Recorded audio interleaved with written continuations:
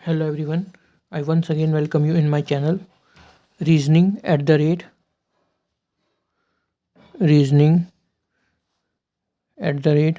Ayush Agarwal. Today I will talk about another type another type in clock chapter, and this type will cover the angle formed by hour hand and angle formed by minute hand and angle formed by second hand. ठीक है, इस series में मैं second part में था। पहला हमने किया था क्लॉक के बारे में। क्लॉक का जो पहला पार्ट हमने किया था उसमें हमने निकालना सीखा था मिरर इमेज, जिसे हम वर्टिकल इमेज भी कहते थे, और दूसरा निकालना सीखा था हमने क्या, वाटर इमेज, जिसे हम हॉरिजॉन्टल इमेज भी कहते थे। इमेज मिरर इमेज को कैसे निकालते थे हम? मिरर इमेज को कोई भी नंबर, कोई भी गिवन वैल्यू, एक्चुअल वैल्यू, उसे हम 12 से माइनस कर देते थे एक्चुअल वैल्यू को। ठीक है, और 12 से माइनस कर देते थे या 1160 से माइनस कर देते थे एक्चुअल वैल्यू को। और हॉरिजॉन्टल में क्या करते थे? हॉरिजॉन्टल में हम जो हमारी एक्चुअल वैल्यू थी उसे हम 18.5 से माइनस कर देते, 18:30 से माइनस कर देते थे एक्चुअल वैल्यू को। इसे ही क्लॉक को आगे लेके चलता हूँ, और जिसमें मैं बात करूँगा आपसे एंगल पे। ये टाइप 2 है। टाइप 1 तो हमने कर लिया, अब ये टाइप 2 है। टाइप 2 क्या कहता है? Angle formed by hour hand and minute hand.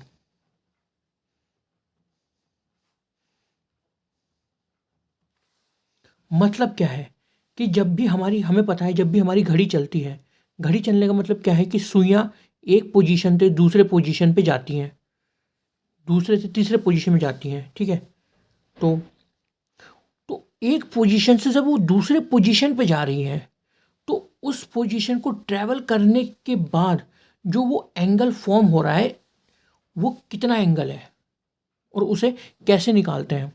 ठीक है, तो हमें पता है कि एक घड़ी में 3 सुइयां होती हैं। इन अ क्लॉक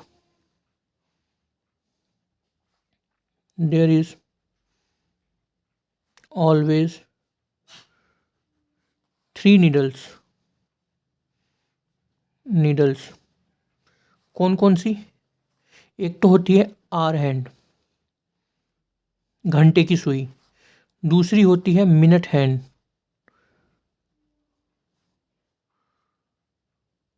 और तीसरी होती है सेकंड हैंड, जो सबसे बड़ी भी होती है और सबसे तेज भी चलती है। ठीक है, तो अब हमें एंगल पे आगे बात करने से पहले थोड़ा कुछ समझना पड़ेगा क्लॉक के बारे में। एंगल से रिलेटेड क्लॉक के बारे में हम कुछ पॉइंट समझते हैं। वो क्या है कि clock has 12 equal division. Clock has 12 equal division, that is 12 hours. मतलब क्या है कि एक घड़ी है, एक एक, दो, तीन, चार, पाँच, छः, सात, आठ, ये मतलब ये हमारी डिवीजन है। 12, 1, 2, 3, 4, 5, 6, 7, 8, 9, 10, 11। ये स्टेटमेंट ये कह रही है कि एक जो हमारी घड़ी होती है वो 12 इक्वल भाग में डिवाइड होती है, और दूसरा the angle formed angle the angle formed when the angle formed when needle move from one division from one division to another is 30 degree. मतलब क्या है इसका कि जब ये घड़ी है, ये हमारा 12, ये 1, ये 2, ये 3, मान लीजिए जब हमारे ये 12 बज रहे हैं, ठीक है, और 12 बजने का क्या मतलब है कि आर हैंड की सुई भी 12 पे होगी और मिनट हैंड की सुई भी 12 पे होगी। जब ये मिनट हैंड की सुई 12 से 1 पे जाएगी ना, तो जो ये एंगल फॉर्म होगा ये 30 डिग्री होगा। ये स्टेटमेंट ये कह रही है, ठीक है। अब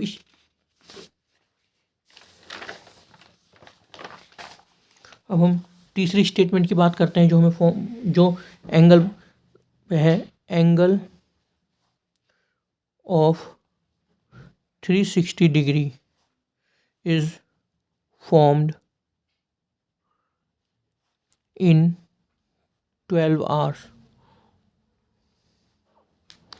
मतलब जब घड़ी की सुई, चाहे वो मिनट हैंड की हो, चाहे वो आर हैंड की हो, चाहे वो सेकंड हैंड की हो, जब वो अपना पूरा चक्कर लगा लेती है ना, तो वह 360 डिग्री का एंगल कवर करती है।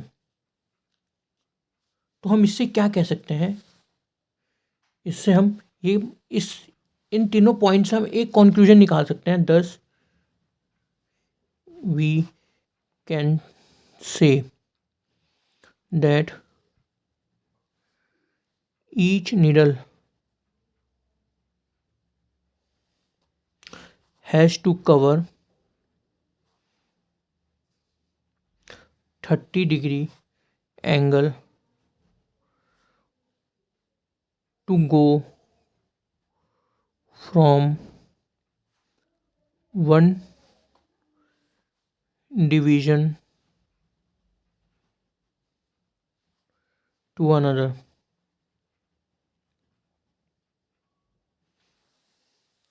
इसका मतलब क्या हुआ कि जब भी हमारी घड़ी की सुई, चाहे वो मिनट हैंड की हो, चाहे वो आर हैंड की हो, चाहे वो सेकंड हैंड की हो, जब वो एक डिवीजन मतलब 12 से 1 पे जाएगी ना, तो वह 30 डिग्री का एंगल कवर करेगी, ठीक है। अब हम आगे अपनी बात को लेके चलते हैं और फाइंड करते हैं कि जो हमारी स्पीड होगी, speed of our hand, speed of our hand, ये हमें पता है the angle formed in 12 hours is 360 degree. जो घंटे की सुई जब वो 12 घंटे कवर करती है तो वह 360 डिग्री का एंगल बनाती हैं। So the angle formed in 1 hour, 1 hour में कितना एंगल बनेगा? 360 डिवाइडेड बाई 12, 30, ठीक है। ये 1 घंटे में 30 डिग्री बना रही है। हम इसे मिनट में कन्वर्ट करते हैं और देखते हैं कि 1 मिनट में कितने डिग्री का ये एंगल बनाएगी आर हैंड। तो 60 minute is equal to 30 degree, 1 minute is equal to 1/2 degree. मतलब 1 घंटे की सुई 1 मिनट में आधे डिग्री का एंगल बनाएगी। यही इसकी स्पीड हो जाएगी। So speed of our hand कितनी होगी 1/2 डिग्री पर मिनट। सिमिलरली हम स्पीड ऑफ मिनट हैंड निकालते हैं, speed of minute hand.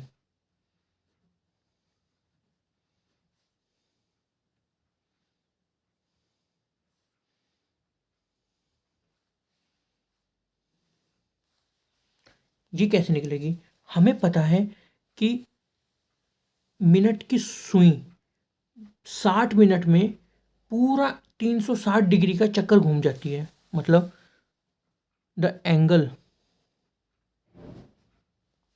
Formed in 60 minutes में कितना होगा 360 डिग्री। ठीक है, तो 1 मिनट में यह कितना एंगल फॉर्म करेगी? 1 मिनट में यह कितना एंगल फॉर्म करेगी? ये 6 डिग्री। मतलब कहने का क्या है कि जो हमारी मिनट हैंड की सुई है ना, वह 6 डिग्री पर मिनट के हिसाब से मूव करेगी, 6 degree per minute. Hence the speed of minute hand is 6 degree per minute. इसी तरीके से हम सेकंड हैंड की स्पीड ऑफ सेकंड हैंड निकाल लेते हैं।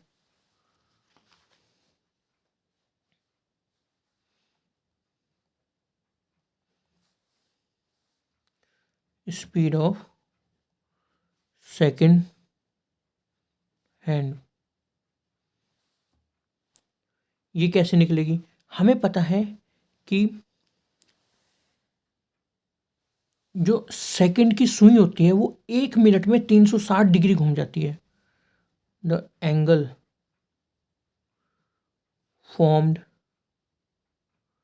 Bye second hand in 1 minute is equal to 360 degree. So तो उसका क्या मतलब हुआ? हैंस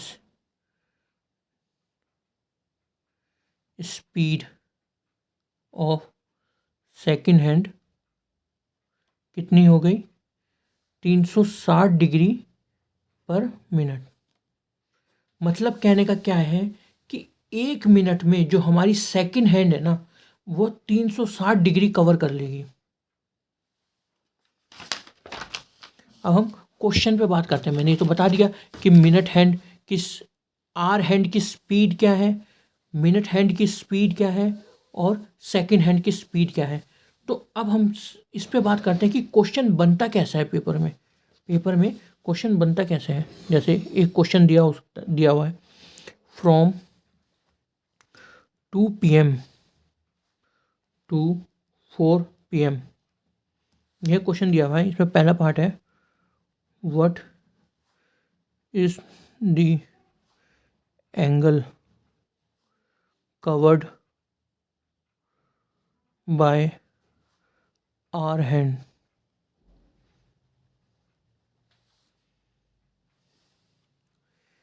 आर हैंड, कोई एंगल बताना है कि आर हैंड ने कितना कवर किया होगा। तो सबसे पहले हम लिखना है, कीवर्ड क्या है कि आर हैंड। आर हैंड, तो आर हैंड की स्पीड क्या होती है? स्पीड ऑफ आर हैंड वह होती है 1/2 डिग्री पर मिनट। मतलब 1 मिनट में आधा डिग्री चलता है। तो हमें तो 2 से 4 के बीच में पूछा है। 2 से 4 के बीच में कितने मिनट हो गए? 120 मिनट।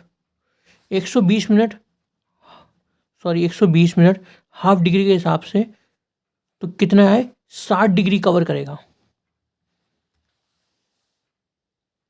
ठीक है, अब ऐसी ये पूछा हो सकता है, what is the angle covered by minute hand.